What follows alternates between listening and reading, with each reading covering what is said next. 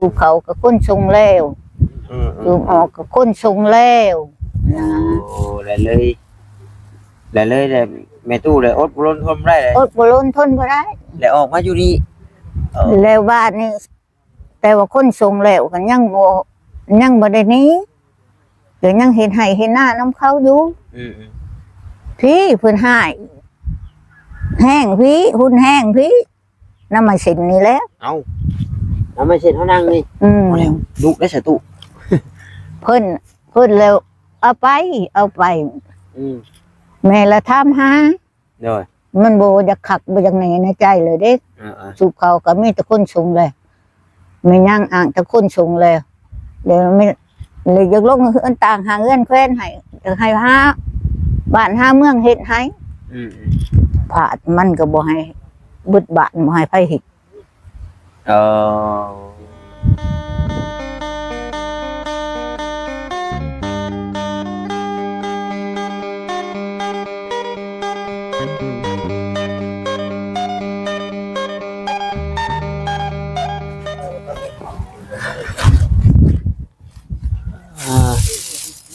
เนาะกระทบในตู้เราพี่น้องเอ้ยว่าขออนุญาตบาดคำนำซ้ำกระต๊อบข้อไก่พี่น้องเนาะทบในตู้เราอยู่บ่ตาก็เห็นแต่ในช่องบ่จิตเนาะกับพอดีทางง่ายเพิ่นส่งมาให้เบิ่งอยู่มื้อนั้นแล้วก็เข้าเบิ่งในช่องบ่จิตโอ้ยว่าเราอยู่ไสเด้สัตว์พอดีได้ถามกันเนาะก็ว่าอยู่บ้านหน้าหอยว่าซั่นเอ้ามื้อนี้ก็ถือว่าทางทีมงานเนาะมื้อนี้ก็ร่วมโตกันขึ้นมาเบิ่งมาฮอดมาถึงเนาะแล้วเอาสวัสดีเด้อเนาะทางบ่จิตโดยพี่น้องเนาะจังใดก็ขอกราบทักทายสบายดีเนาะกับพ่อแม่พี่น้อง FC กันเบิดสุขุสุคนพี่น้องเอ้ยบ่ว่าอยู่ทางฝั่งลาวฝั่งไทยทางต่างประเทศนํเนาะก็ยินดีต้อนรับเข้าสู่ช่องของบ่ตาบ้านเฮาคือเก่าพี่น้องเอ้ยได้นะบ่เล็กไฟก็บ่มีแต่ข้าวแต่กี้เบิ่งพี่น้องเนาะใส่ตะเกียงได้พี่น้องเอ้ยใส่ตะเกียงเบิ่งฮะกูรู้ไปเลยบุ่มเบิดเลยเนาะนี่แหละไฮไลท์ดีกันนี่แหละพี่น้องใต้ตะเกียงหมดล้างหญ้าพี่น้องเอ้ยโอ้ยเนาะฟาดมาหั่นพอแห้งแล้วจะล้างหญ้าแล้วก็ขออนุญาตนำว่าอยู่ไปซ้ำข้อไก่นะพี่น้องเนาะซ้ำข้อไก่แบบยิ่งดีกว่าเกยพี่น้องเนาะทางนั้นบ่ได้มีเด้เอ้าแม่จะบอกเบิ่งดูหั่นอ้อมๆมันก็เด้อซั่นพี่น้องเนาะพี่น้องเนาะอยู่ไสเด้ได้ยินแต่เสียงอันนี้เอาอยู่พี่บ่ซั่นโอ้สวัสดีตู้ว้ายพี่นั่งอยู่บ่หนาวบ่หนาวแล้วบัดว้ายคือบ่นุ่งเสื้อซะคือบ่นั่งอยู่แดดซั่นนั่งอยู่แดดนี่จ้ะพิงแดดเนาะหรือว่าสินั่งหันนุ่งเสื้อเนาะ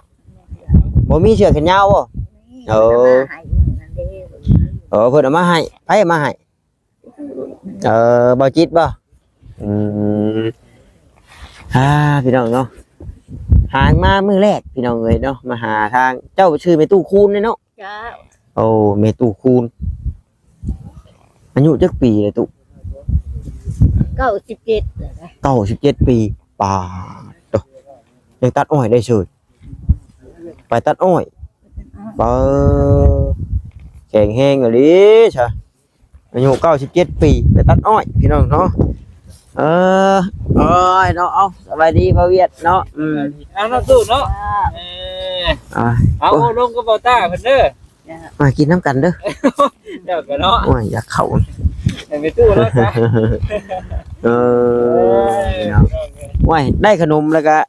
รถขนมน้ำรถมาให้ไปตู้แล้วเด้อเวียดไปเลยไปเลยเอาขนมรถมาให้แล้วเด้อได้นมแล้วขนมน้ำพร้อมแล้วเลยเนาะเบิ่งลูกกันนี่ไม่ให้ก่อน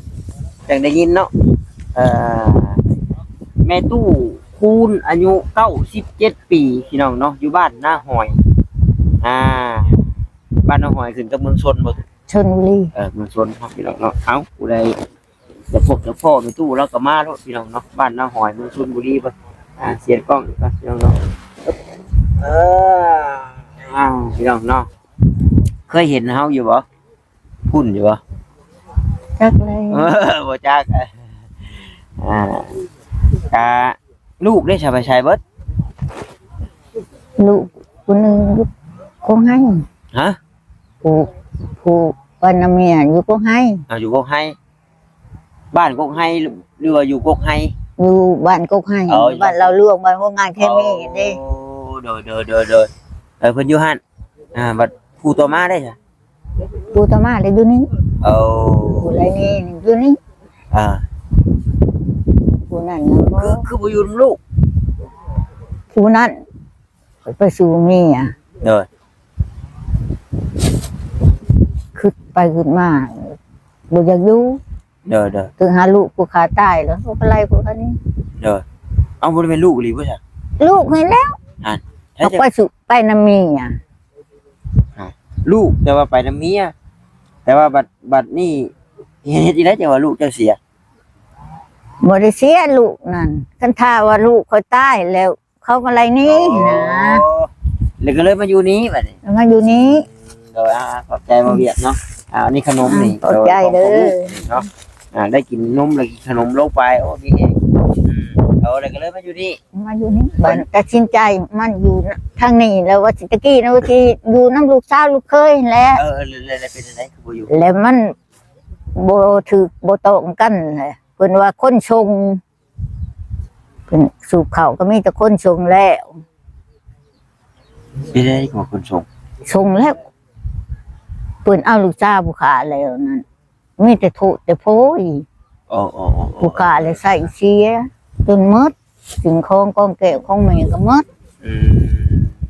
เลี้ยงบ่ฮอดก็บ่หุ่มแล้วเลยส่งคืนพ่อแม่เพิ่นเพิ่นละหายอันนั้นเว้าสู่เขากับคนชงแล้วสู่ออกกับคนชงแล้ว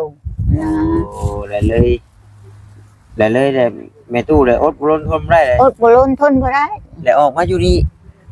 แล้วบ้านนี้แต่ว่าคนชงแล้วก็ยังบ่ได้หนี้เดี๋ยวยังเห็นให้เห็นหน้าน้ำเขาอยู่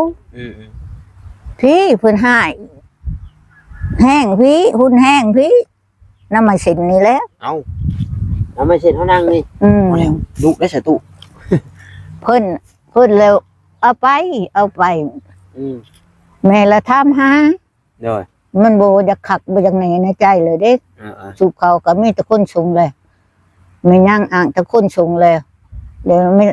เลยอยากลงเฮือนต่างหาเงินแคว้นให้จะให้หาบ้านหาเมืองเฮ็ดให้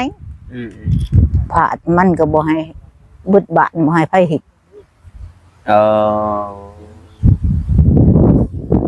คนบ้านบ่ให้มีคนเฮ็ดให้เจ้าเลย บ่ให้มี เอาเป็นจังคือว่า บ่ บ่ ให้ ให้ บ่ให้เฮ็ดไผก็บ่ให้เฮ็ดบ่ได้ให้อยู่ เอาไว้ให้อยู่บ้านนี่ บ่อยากให้อยู่ในบ้านบ่อยากให้อยู่นำเพิ่นพู้น แม่เลยสิขึ้นไปอยู่ในใดไล่ให้ไปตายก็อยู่หันแล้วยังสิให้ขึ้นไปอยู่ แม่ก็ขึ้นบ่ได้แล้วลูกเอ้ยคันพอดามพอดีแม่ก็อยู่ อย่าว่าซั่นว่าซี่ได้เด้อเฮาก็บ่ฮู้นำดอกยันว่าโอ้ยเนาะลูกเต้าเว้าหยอกว่าลิ้นสิรถยันว่าคนเฒ่าน้อยมุกน้อยใจบ่จัก บ่เนาะก็เพิ่นให้เรื่อยเนาะ เพิ่นให้เลยให้เลยแล้ว อันบัดเจ้ามานอนนี่ดินเจ้าบ่เจ้ามานอนอยู่นี่ดินเจ้าบ่นี่นะ ดิ้นลูกตัวนี้ ดินของลูก ลูกชื่อ อ๋อ ก็ให้ลูกนี่แต่เขตคณะตัวนี้มัน หน้าเจ้านี่ อันได้น่ะ เราแล้วมาอยู่นี่บัดนี้ มาอยู่นี่บ้านนี่สิอยู่นี่ตลอด แล้วสิอยู่นี่ตลอดบัดนี้ อยู่นี่ตลอด เอาเพื่อนมันสิอยู่ได้ตลอดบ่ตู่สิบ่เฮ็ดใหม่เป็นว่าสิ เอาแล้วเฮ็ดก็จะเฮ็ดได้แล้วจะไผแล้ว ว่าไป ค่อย เฮ็ด แกะ ให้ ค่อยแงะนี่แหละ ไปเฮ็ดให้ชาวบ้านก็ว่าลูกเจ้าสั่งไว้แล้วบ่มาเฮ็ดให้ จะบาดบ่เฮ็ดเกิดพระสิเฮ็ดแล้วก็เฮ็ดแหล้ว สมมุติว่าชุมลูกมาเฮ็ดกับผู้นี้ลูกจะให้จังเฮา เนาะหายก็บ่ได้ดอก ให้บ่ได้บ่ หายบ่ได้ดอก แม่นว่า เรื่องของมัน แต่ว่าเสามีแล้วเนาะตู่เนาะเสาไม่แดงเนาะแต่ว่าถ้าสิเฮ็ดใหม่อีหลีขึ้นมาใหม่อีหลีมันก็ต้อง ซื้อไม้แป้นเนาะซื้อผ้าไม้กระจาดซื้อสังกะสีแต่ว่า อันนี้อย่าว่าเบาต้าเว้าคัดในชั้นจังซี่ดอกถ้าว่าเฮ็ดให้แม่ตู้เล่าอะไรนี่เบาต้าเว้าความเหมาะสมผู้เฒ่าอยู่ผู้เดียวซะพี่น้องเจ้าอยู่ผู้เดียวเจ้าหรอวะ ผู้เดียว โดยที่บ่ได้มีลูกมีหลานอิหยังมาอยู่นำเนาะ บ่ให้ลูกไม่ลา เบาต้าว่าเฮ็ด3 เมตรเนาะ3 คูณ 4พี่น้องเอ้ย3 เมตรคูณ 4 เมตรนี่ก็โอเคแล้วหรือว่า3 เมตรคูณ 3 เมตรเนาะเพราะว่า3 เมตรนี่มันก็บ่โฮมปานใดแท้พี่น้องเนาะ3 เมตรคูณ 3 เมตรบ่ต้าว่าพอดีเนาะ3 คูณ 4นี่มันได้ฮอดโอ้ชาที่เคยเฮ็ดผ่านมาแต่ข้าวเพื่อนใหม่ที่ก็3 คูณ 4นี่ก็ใหญ่ได้พี่น้องเนาะให้คิดว่านี่แหละนี่กระท่อมในตู้แล้วก็ยังอยู่ได้เนาะตู้เนาะบ่ต้าว่า3 คูณ 4หรือว่า3 คูณ 3นี่บ่ใหญ่แล้วก็บ่น้อยพี่น้องเนาะเหมาะกับในตู้เราผู้เราอยู่ผู้เดียวละเพราะว่าห้องจะคิดแนมใส่ๆพี่น้องเอ้ยมันบ่มีบ่อนเทียบพี่น้องเนาะลองคิดภาพเบิ่งแหละพี่น้องเนาะ3 เมตรคูณ 3 เมตรเนาะหอยข่วงได้ข่วงเติบอยู่บัดนี้เลยมันก็มีกระเทิบก่อนดังไฟเนาะแล้วก็กระเทิบก่อนหัวบันไดมันก็คือข่วงได้พี่น้องเนาะบัดนี้ผู้เฒ่าเราอยู่ผู้เดียวเอาเฮ็ดซำนี้นี่บ่ทราบว่ามันรวดเร็วแล้วก็เราได้อยู่ไวเนาะแล้วก็น้อยก็ทัดหัดดีแต่ว่าถ้าว่ามีผู้อยากคนอยากช่วยเราแบบปลูกเรือนหลังใหญ่ใช้หลังงามอะไรก็สาธุพี่น้องเนาะหมุนน้ำกันแต่ถ้าคือเว้างบเฮาน้อยๆนี่นะเว้างบเฮาน้อยๆนี่ประมาณ3 เมตรคูณ 4 เมตรหรือว่า3 คูณ 3นี่บ่ถ้าว่าเหมาะคือกันเนาะแต่ว่าอันนี้เว้าสู่พังเด้อตู่เด้อแต่ว่าเฮ็ดได้เนาะลูกเต้าก็ว่าหายเอามาเฮ็ดแหละคือได้ยินบ่จิตว่าไปนอนอยู่ที่ประสบภาษาว่าซั่นแม่นอีหลีซิบ่ ต้องลาให้ไปนอน เพิ่นไล่ไปนอนโอ้ลูกไล่แม่ไปนอนที่ประสาทไปแท้บ่ล่ะ บ่ได้ไปแล้วบ่กล้าแล้วยังบ่ทันแล้วไปก็คือไปอยู่ในไสนอนในไส เฮ้ยบ่ไปแล้วเนาะตู่เนาะย่านได้ครับ ดินก็มีแล้วคือไปนอนเวียงคือภาษามันอยู่นี่เลย หญ้าก็บ่พอทำเนาะตู่เนาะโอ้ พอแล้วหาก็เฮ็ดแต่ตะกี้อยู่พาบัดดำๆมันนั้นได้ บวมเลยไผเฮ็ดให้ซะเป็นรูปเป็นหางที่น่ะ มาไม้เฮือนเขามันเป็นหูเป็นหางมันเป็นหูเป็นหางแล้วเก็บเฮ็ดเอง แต่ก่อนก็มีเสามีหยังซี่แล้ว มีแล้วเขาห้ามมาให้นี่เด้ เขาหามาให้ไปตู้ เขาห้ามมาแล้ว ไปจะมุงหญ้ามุงหยังไง มึงเอง มุงเองแล้วบ่นี่ป่ะ โอ้ทุก คอยจับขึ้นยืนมุงเอา เงินเพิ่นให้มาช่วงโกนอะไรมามึงเห็นเกลือแหลกเพิ่นเอาให้เงิน50ผู้ที่ซื้อหญ้ามาไผมุ่งไปย่างเอาแม่ตู้วัย97 ปีเนาะมุงหลังหญ้ากระท่อมน้อยเองเฮ็ดกระท่อมน้อยนอนเองย้อนลูกไล่หนีพี่น้องเนาะแต่ว่าอันนี้ก็จากที่แม่ตู้เราสอนให้ฟังเนาะบ่แม่นว่าบ่ตาเว้าใส่ให้ไปสิลูกเพิ่นได้พี่น้องเนาะนี่คือฟังความจากแม่ตู้เพิ่นลูกเจ้ามี2บ่เจ้า2 คน มี2คนยิงกับชายผู้ชายน่ะเพิ่นเป็นพิบาเสียตะกี้เพิ่นบ่ได้เป็นบ้าแม่กะติแนวนึง ตินั่นแหละ โอ้มันเป็นจักมันเป็นแบบใดเป็นอันตะเก่านั้นมันก็จักเฮ็ดผู้จักสร้างเฮ็ดเฮือนเฮ็ดซ่านก็มันซอยไม้ซอยตอกก็เป็นว่ามันเป็นเดียวนี้แล้วมันบ่เฮ็ดนะบ่เฮ็ดไปซั่น บ่แม่นติดอันแนวบ่ดีบ่ แนวบ่ดีนั่นก็สิติดได้ครับสิมีแนวบ่ดีแนวกับโตมันเองนี่เพราะว่าคนกินข้าวแจกนะ เป็นอะไรคือ สามันตายมีละแจกเขาให้ บ่ขออนุญาตนำคือตายคืน ตายเลยบ้านนี้บ่เห็นมาได้ไล่พระหลายปีข่าวตายว่าตายอยู่เวียงจันทน์ผู้ว่าตายนั่นก็แม่นแท้ๆว่าข่อยจนได้ไปพัง ทั้งนี้ก็เฮ็ดบุญทำทานแล้วลูก จนได้ ว่าลูก ฟัง ตายแล้วเฮ็ดบุญแล้วลูกพัดโลมามาก็เป็นคนอยู่มันยังเป็นมันยังหูเมืออยู่บาทนี่กึบบาทนี่หูเมือทีแล้ว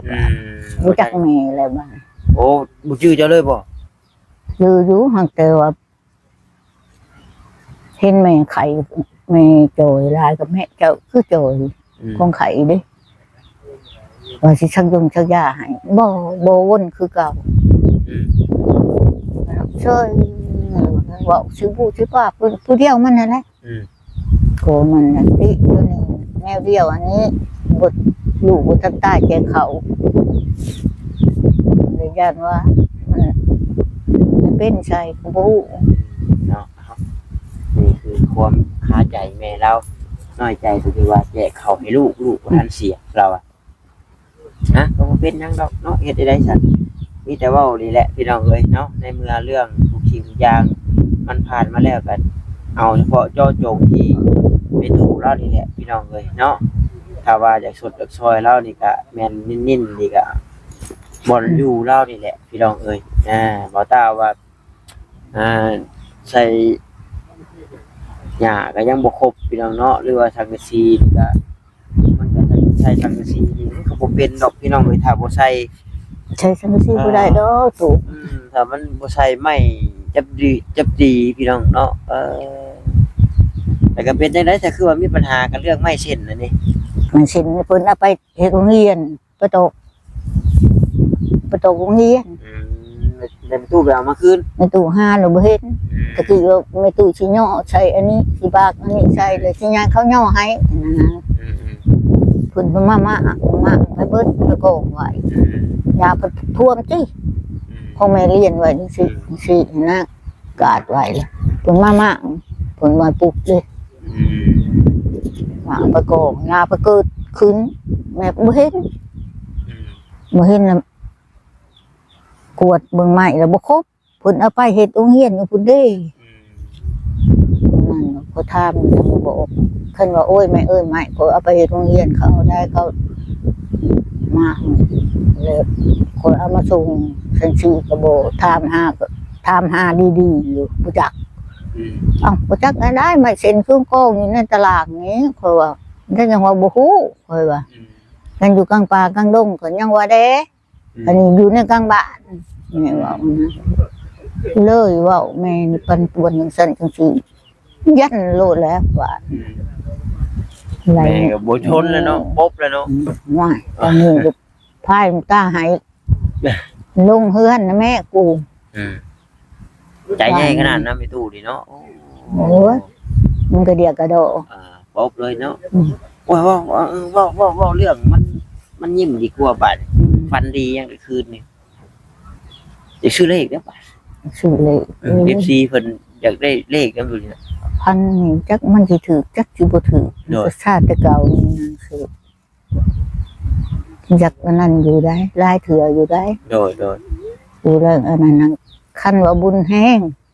หังนอนเมื่อคืนความพันนั่นแนวนี้